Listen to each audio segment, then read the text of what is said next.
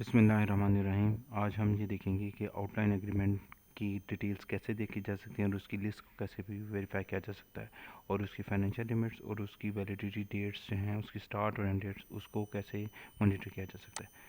आप ये देखें कि ऐसे भी मेन्यू है हमारे पास, तो सबके पास एक जनरलाइज यही इस तरीके से डेवलप अवेलेबल होता है। आप लॉजिस्टिक्स में जाएंगे तो इसके नीचे आपके पास मटेरियल मैनेजमेंट आएगा। मटेरियल मैनेजमेंट में ड्रॉप डाउन करेंगे तो आपके पास परचेजिंग आएगी।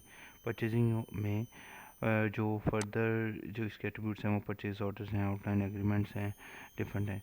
अब परचेजिंग में परचेज ऑर्डर्स अगर आपने देखने हो तो आप परचेज इधर देखते हैं, जिसके अंदर ये आपकी लिस्ट और डिस्प्लेस वगैरह वो डिफरेंट आपको उसके अंदर लिस्ट डाउन है।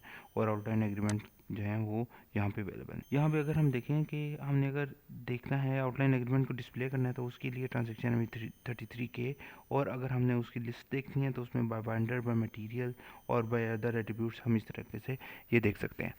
तो फॉर एग्जांपल हम सबसे पहले जो है एक लिस्ट को देखते हैं कि लिस्ट में हमारे पास कौन से आउटलाइन एग्रीमेंट अवेलेबल हैं।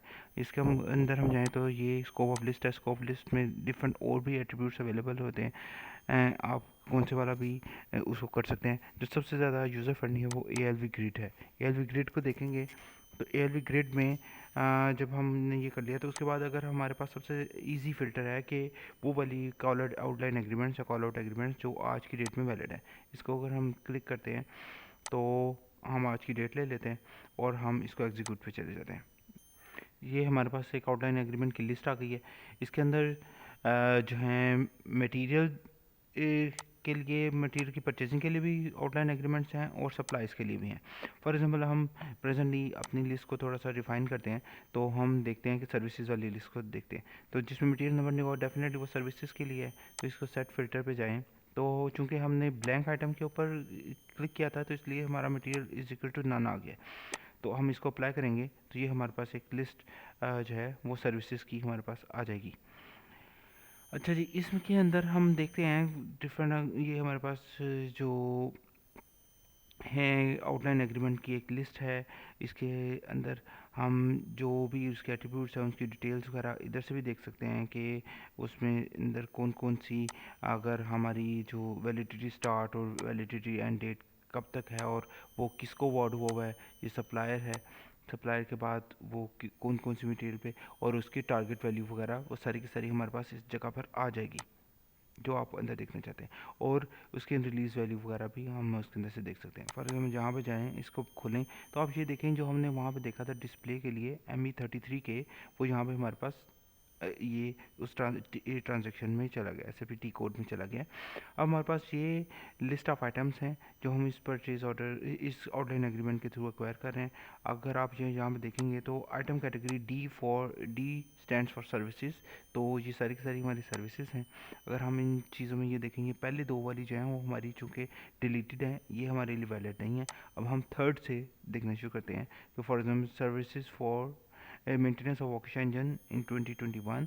तो हम इसके आइटम डिटेल्स में जाएंगे तो हमें मज़ीद जो इसकी एलिमेंट्स हैं, इसके अंदर कौन कौन सी सर्विसेज हैं, ये सारे के सारे इंजन वाइज जो हैं सर्विसेज, उसकी लिस्ट और उनकी प्राइसिंग, ये सारी की सारी यहाँ पे लिस्टेड है।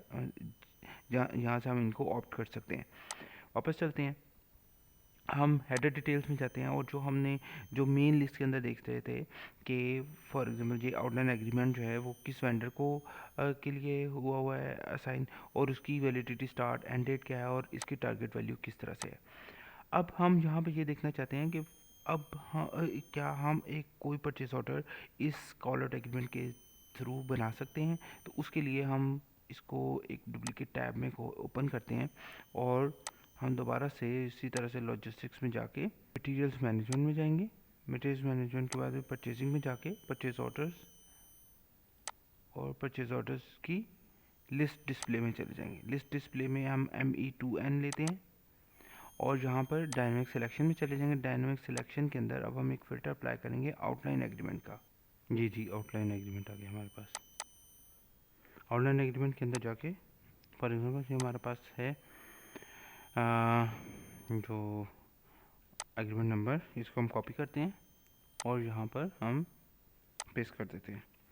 यहाँ पे हम एग्जीक्यूट करेंगे तो यहाँ पे हमारे पास डिफरेंट एट्रीब्यूट्स उसके आ रहे हैं। इस कॉल आउट एग्रीमेंट के थ्रू हमने जो सर्विसेज ली हैं, नेट प्राइस है उसकी to be delivered and so. इसके अंदर एक हमारे पास एक फील्ड आएगी net order value. Net order value के ऊपर जाके आप सबमिशन में चले जाएं तो आपके पास क्या 11.240 मिलियन की हम सर्विसेज एक्वायर कर चुके हैं, और जबकि इसकी टारगेट वैल्यू कितनी थी 19 मिलियन। तो हम यहाँ पे अगर ये देखें कि 19 माइनस टू 11.24 मिलियन, ये जो रिमेनिंग अमाउंट है हम इसके लिए और मज़ीद इसको कॉल आउटलाइन एग्रीमेंट को या कॉल आउट एग्रीमेंट को हम यूज़ कर सकते हैं। Thank you so much ji.